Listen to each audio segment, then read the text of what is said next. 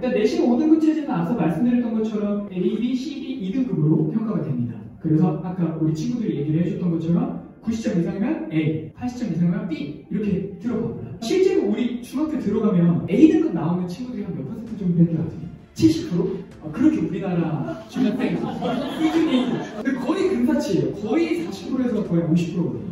얘도 A, 나도 A. 복도를 지나가다 보면 우리 아이가 성적표를 가져오면 다 A네. 전국에 있는 40, 10%, 50%가 다 대부분 A를 받는다는 거예요. 그러한 수치를 갖고 있는 친구들이 고등학교로 올라가면 어떻게 될까요? 똑같이 A, B 등급을 받겠다라는 거죠. 그러면 여기 안에서 대한 A부터 B, C, D, E부터 나오는 부분에 있어서는 변별력이 지금 생겨요? 안 생겨요? 안 생겨요. 변별력 자체가 일단 이것만 보고 봐서는 절대 안 생겨요. 그러니까 일단 기본적으로 A등급 정도는 우리가 나와줘야 된다는 거예요. 근데 여기서 이제 표기가 되어주는 건 뭐냐면 1등급, 2등급, 3등급, 4등급, 5등급이 평가가 된다는 거거든요. 현재 1등급은 4% 안에 들어가 있어줘야 돼요. 그러니까 전교생이 만약에 300명이라고 한다면 전교 몇 등 안에 들어야 1등급이 나온다는 거예요. 이 12명 정도는 나와줘야 된다는 거죠. 자, 그럼 2등급을 한번 보도록 할게요. 11%예요. 그러면 300명 중에 뭐 대략 11%면은 33명 정도죠. 그리고 3등급은 23%. 한 60명에서 한 66명 정도 사이는 돼줘야 된다는 뜻이잖아요. 근데 이게 우리 아이들이 바뀌고 나서부터는 어떻게 바뀌냐?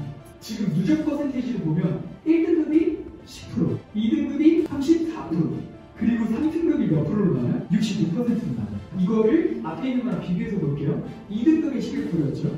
2등급의 34%는 몇 등급이었죠? 거의 3등급과 4등급 중간 정도 선에 끊깁니다. 그럼 대학에서는 이 친구가 1등급이네, 2등급이네를 보고 이 친구에 대한 가능성을 그 전에 봤었던 1등급, 2등급과 똑같이 평가할까요? 그렇게 평가하지 않아요. 뭘로 평가하냐면 이 퍼센테이지로 평가합니다. 바뀌고 나서부터는 1등급 정도까지는 나와줘야 이 친구가 바뀌기 전 기준으로 봤을 때 2등급 정도 수준이 되는 친구구나라고 대학에서는 판단할 수가 있다는 거예요.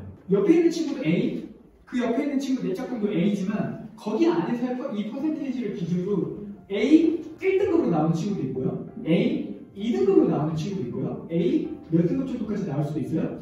3등급이나 B 3등급 정도까지 나올 수 있는 가능성이 있다는 거예요.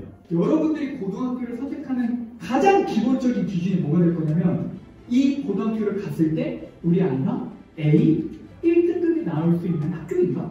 이게 가장 첫 번째, 이게 가장 기본 베이스예요. 뭐 물론 특목고나 이런 것들이 좀 다른 맥락이긴 한데 일단 부천에 있는 고등학교 기준에서 봤을 때 내가 지원하려고 하는 이 고등학교가 우리 아이들의 성취도 수준과 비교를 해봤을 때 과연 A 1등급이 나올 수 있는 건가? 이게 이제 인수를 하는 가장 기본적인 지표 중에 하나가 될 겁니다.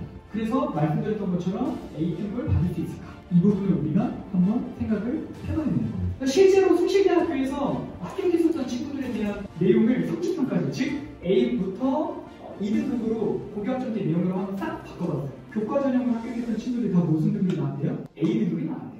그러니까 교과 전형으로 지금 이렇게 쭉 합격했었던 모든 학과에 대한 계열들을 다 판단을 해봤거든요. 고교학점제 성취도로. 그 이제 대학에서 고민을 빠지죠. 교과 전형으로 뽑았던 친구들이 다 A가 나온다 그러면 대부분 A 1등급일 텐데 이때는 변별력이라고 하는 게 있었잖아요. 총 9등분으로 나눴으니까 2.몇, 2.1, 2.3, 2.4 이렇게 했을 텐데 지금은 이 기준 자체가 사실은 좀 많이 모호해진다.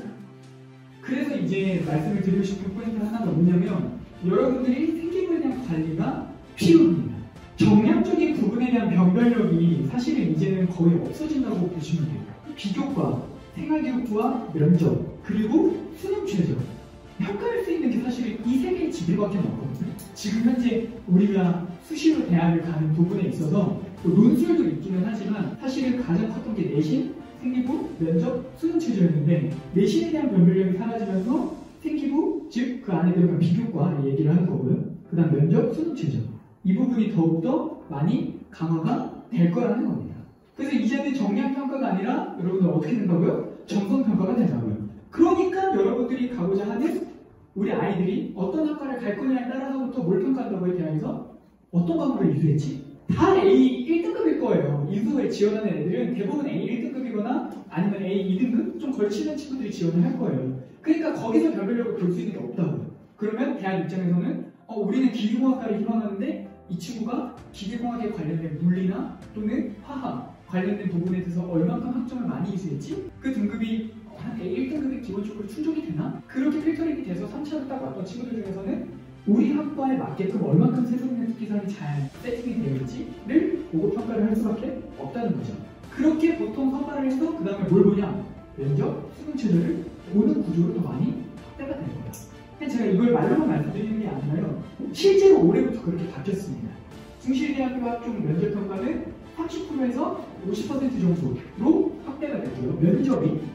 그러니까 내가 만약에 1단계에서 꼴등하고 면접에서 1등 하잖아요. 그럼 최초할 수 있다 없다? 있다는 거예요.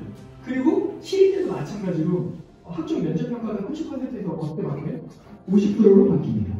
그럼 수능 최저는 어떻게 될까요? 지금 한양대 교과도 세계학 7등급으로 상위 10개 대학에서 교과 전형에서 수능 최저가 유일하게 없었는데 지금 수능 최저를 신설을 했습니다. 학생부 종합전형 안에서 상위 10개 대학교도 전체적으로 제가 봤을 때 학종도 수능 최저가 개설될 가능성이 있다 없다? 있다. 그 다음에 면접에 대한 비중이 늘어날 수 있다 없다? 있다라는 거예요. 가천대학교가 인서울 대학 제외하고 나서 수도권에 있는 학교들 중에 경쟁률이 제일 높아요. 인지도가 많이 올랐거든요. 근데 거기는 내신 등급을 안 봐요. 진로 선택 과목 A, B, C, D, E로 들어가는 거 있죠. 그것만 올해부터 이제 보겠다라고 얘기를 했습니다. 2단계는 심지어 또 면접이 50%고 1단계는 7배수를 뽑아요. 선제적으로 그렇게 먼저 선반영을 한 거예요. 고교 학점제에 대한 취지에 맞춰서 엄청 많이 바뀌고 있습니다. 그래서 여러분들이 정략적인 부분에 대한 걸 초점을 두는 것도 많지만 대학을 간다, 공부하는 것 이외에 대학을 내가 성공적으로 간다라고 하는 접근에 있어서는 앞으로 이러한 구조의 시스템으로 바뀌는 것을 여러분들이 빠르게 인지하지 못하고 그리고 학생분들이 학교에 들어가서 행동을 옮기지 못한다 그러면 뒤처질 수밖에 없어요.